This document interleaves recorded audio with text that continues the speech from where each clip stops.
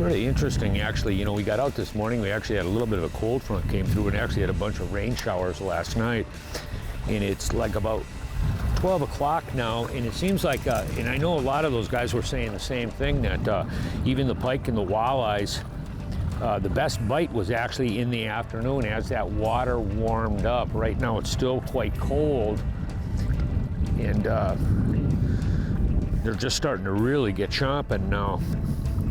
Right now it seems like, you know, we got a little bit of this wind-blown point pattern going on, which is sort of intriguing. We've been doing such a variety of different things, you know, from the northern pike, trolling for lake trout, the back ends of the bay for the pike, outside the bays for the lake trout, and then we're sort of like in between for the walleyes, and then even some in the back of the bays too, where you get those boulder piles way in the backs of the bays.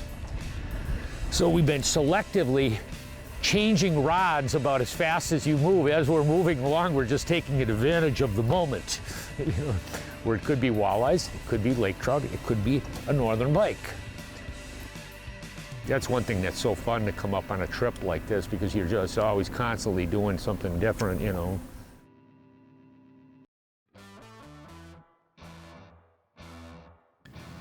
We didn't bring our own boat on this particular trip, but we did bring our own electronics. Hummingbird's Helix 7 all season is a great choice because it's both an ice fishing unit and a portable depth finder for a boat with both sonar and GPS. For remote water bodies like Savant, bring the Humminbird AutoChart Zero Lines map card.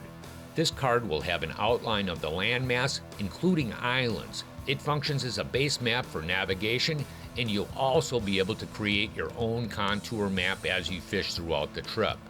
Like a lot of Sunset Country lakes, Savant is monstrously big.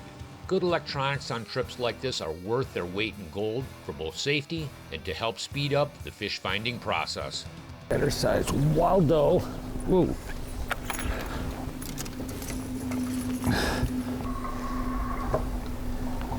Look at that guy. Boy, look how dark that water is, tannicky. Look at that guy. Beautiful fish. Look at that thing. Wow.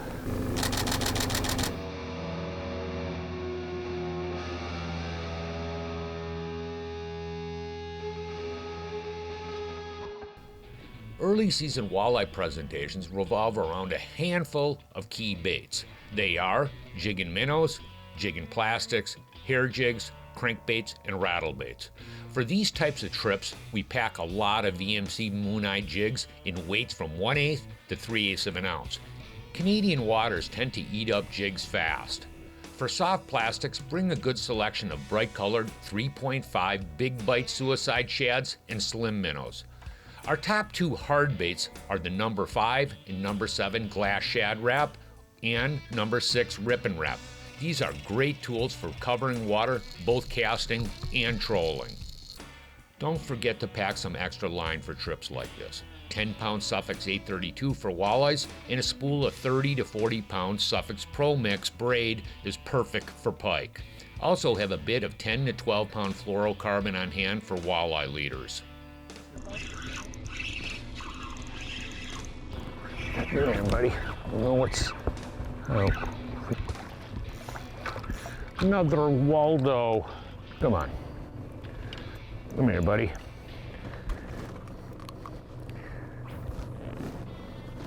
Nice thing about these swim baits is actually, well, we're not really bottom bouncing or, you know, letting the bounce in the bottom because it's so rocky in here. You're losing jigs constantly if you're just bottom bouncing. So what we're doing is taking a really light jig head. I think we're running Ace right now. And what you're doing is actually just a slow swimming retrieve where you're just taking and reeling it along intermittently, just skipping it as the drop falls. You're just actually following that drop down, because if you do a lot of bottom dragging per se, bring a lot of jigs.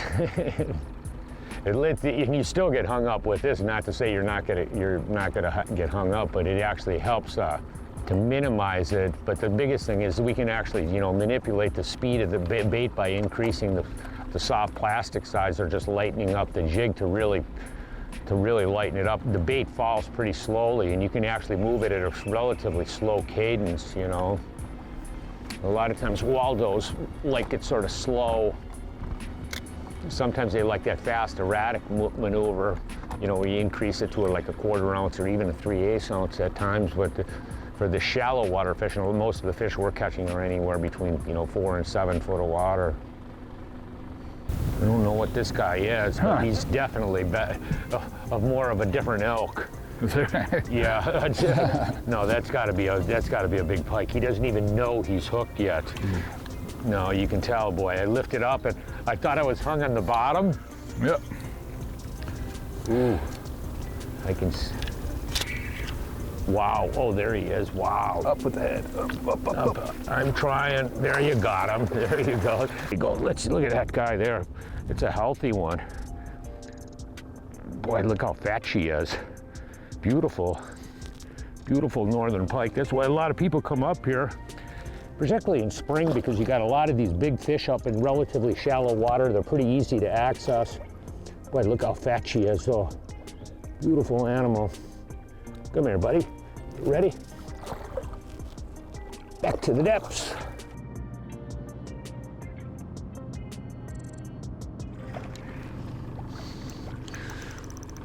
Here we go.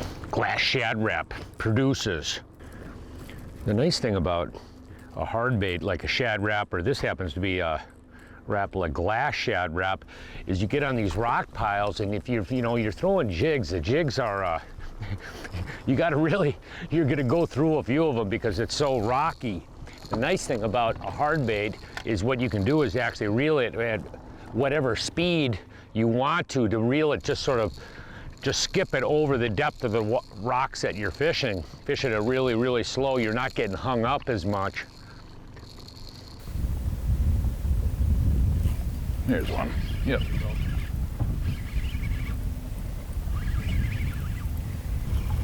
You getting the glass shad wrap wrapping? Giving the glass shad wrap a workout. You don't want to be the boy who forgets the shad wraps when you go to Canada. Right. No.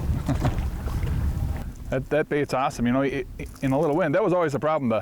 The original shad wrap is an awesome bait.